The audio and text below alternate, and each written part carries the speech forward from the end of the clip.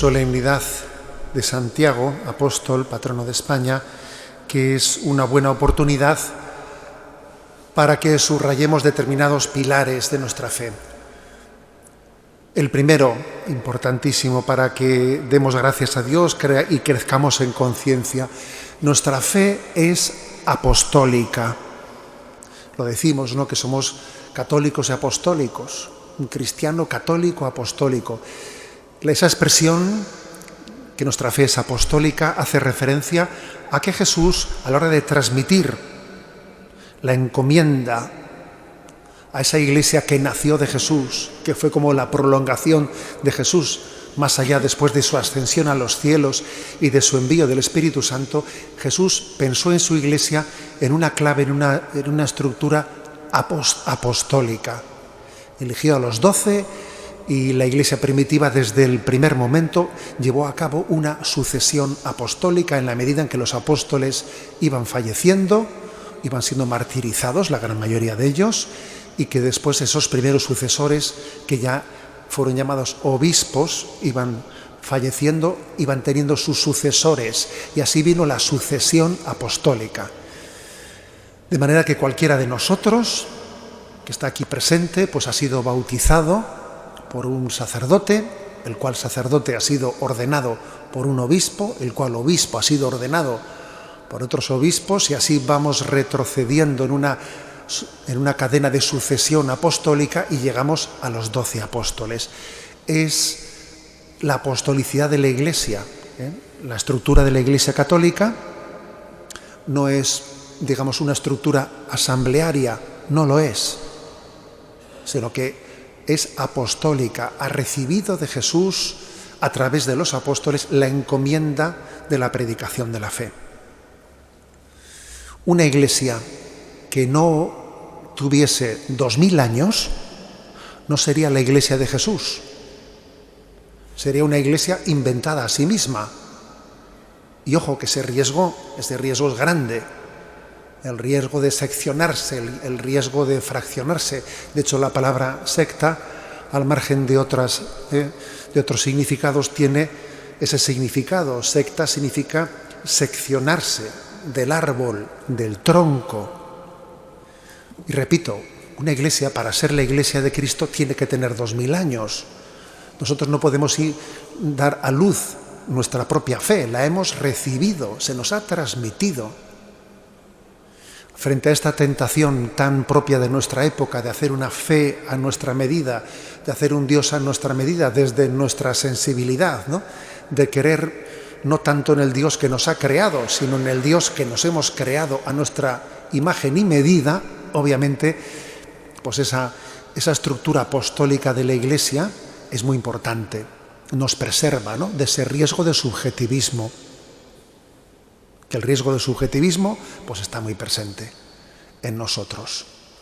Y tenemos que ser muy agradecidos, ¿no?, a la tradición de la Iglesia, dentro de la cual ha habido una historia pues muy fuerte, una historia martirial. De hecho, de los 12 primeros apóstoles, 11 fueron mártires. De 12, 11. Menuda proporción. Solamente Juan, el discípulo amado, ¿no?, pues terminó sus días sin la muerte martirial. Entonces, y con el paso de los siglos también ha habido momentos muy duros. A veces nos quejamos del momento actual, pero es que la historia de la Iglesia es muy conveniente conocerla, porque desde luego a uno le relativiza mucho, ¿no?, la preocupación del momento presente.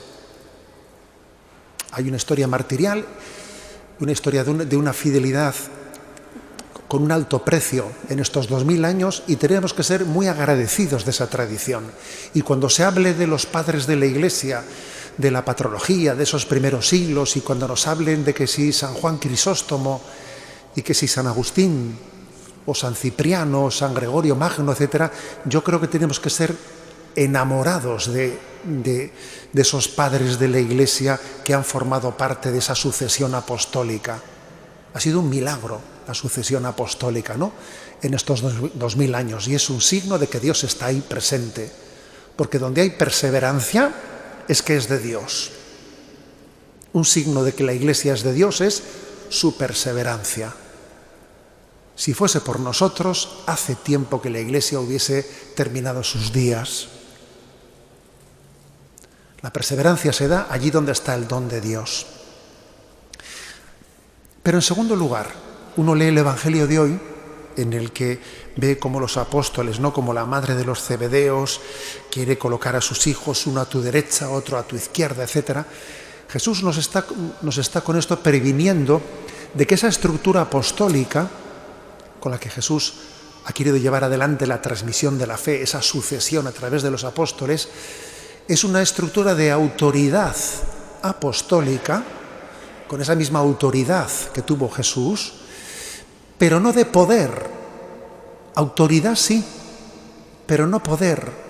Y ese matiz, esa diferencia entre autoridad y poder, es un matiz muy importante. Jesús estaba revestido de autoridad. Incluso llamaba la atención con qué autoridad hablaba Jesús, que era capaz de corregir a los fariseos en la interpretación equivocada de las Escrituras. ¿Con qué autoridad habla este?, dicen los evangelios. Pero Jesús no estaba revestido del poder humano, tenía la autoridad dada por Dios, ¿no? Ese matiz es el que quizás subraya el Evangelio de hoy. La sucesión apostólica, en ella también recibimos esa autoridad de Jesús a través de ella, pero que Jesús mismo nos pide que sea una autoridad y que esté desprendida de esos signos de poder de este mundo que buscan, a veces, ¿no?, buscan el ser servidos y no el servir. La estructura apostólica de la Iglesia no hay que en absoluto confundirla con una estructura monárquica en la que se forma pues una determinada casta que busca ser servida. Y Jesús insiste, no he venido a ser servido, sino a servir y a dar mi vida en rescate por todos. Con lo cual hay que subrayar que un signo de que hemos comprendido, ¿no?, que hemos comprendido el Espíritu de Jesús, es que el don que hemos recibido de la revelación, que es entregada a través de la sucesión apostólica, nosotros lo concretemos sirviendo en las cosas más mínimas, en las cosas más pequeñas, buscando el último puesto, el que no quiere nadie, intentando siempre entender que Jesús nos manifestó su autoridad divina en el lavatorio de los pies, poniéndose de rodillas delante de nosotros y lavándonos los pies. Puede ser una paradoja a los ojos de los hombres, y sin embargo es la lógica de Dios, que la autoridad de Dios se trasluce en el servicio más humilde, en buscar el último puesto. Por eso Jesús reprende, ¿no?, a esa madre que pedía para sus dos hijos, pedía, uno de ellos Santiago, ¿no?, pedía los puestos principales, y entonces Jesús les dice: vuestro puesto principal va a ser el del servicio. Y de hecho pues así se lo dio en el martirio, porque el martirio, ¿qué es sino entregar nuestra vida en servicio por el bien del mundo y por el bien de la humanidad? Un detalle que no nos debe de pasar desapercibido: en la tradición de Santiago de Compostela, aunque obviamente esto es una tradición popular posterior, que no está en la Sagrada Escritura, obviamente, cuando Santiago de Compostela se dirigía al Finisterre, cuenta la tradición que en su paso por Zaragoza tuvo un momento especial de prueba, de dificultad en llevar adelante su encomienda, que tuvo un momento de desolación, de ver que era muy difícil llevar adelante esa encomienda. Tuvo un momento de desesperación, con la tentación de volverse atrás, y que allí recibió esa manifestación de la Virgen, nuestra Madre, quien le consoló. Y de ahí la advocación, ¿no?, de Nuestra Señora del Pilar, que recibe la consolación para poder ser perseverante. María es un don en el que Dios nos da la gracia de la fidelidad. En tiempos de turbación no hagas mudanza, que diría San Ignacio. En este momento estás quizás siendo tentado de cansancio, siendo tentado de desesperación, siendo tentado de pesimismo, y la Virgen María a Santiago Apóstol le dice: no cambies tu propósito, sigue tu marcha, sigue hasta el fin de la tierra. Jesús te dijo: id hasta el fin del mundo proclamando el Evangelio, sé perseverante, sé fiel. Es impresionante la imagen de María incentivando la fidelidad en sus hijos. Igual que la Virgen María en la vida de Jesús no fue alguien que le apartase a Jesús el amor que María tenía a su hijo. No fue un amor que se tradujese en esa especie de amor carnal de protección, de que mi hijo no sufra, que a mi hijo no le pase nada. Y entonces María no fue alguien que le apartó a su hijo del camino de la cruz, que eso, desde una lógica humana de un amor carnal que sencillamente quiere evitar el sufrimiento, hubiese sido muy fácil, ¿no? María no cayó en esa tentación. María fue una ayuda para su hijo Jesús para seguir adelante camino de la cruz. Y cuando se encontró en ese vía crucis María con Jesús, recibió de ella el aliento para seguir fiel hasta el Calvario. Bueno, pues eso mismo es lo que le acontece a Santiago en su encuentro con María. Y eso es lo mismo lo que nos acontece a nosotros. María, el encuentro con ella es una bocanada de aire fresco en la que ella nos anima a la fidelidad. Nos anima a que, abrazando la cruz, abrazándola con confianza, con esperanza, encontramos en ella nuestra gloria.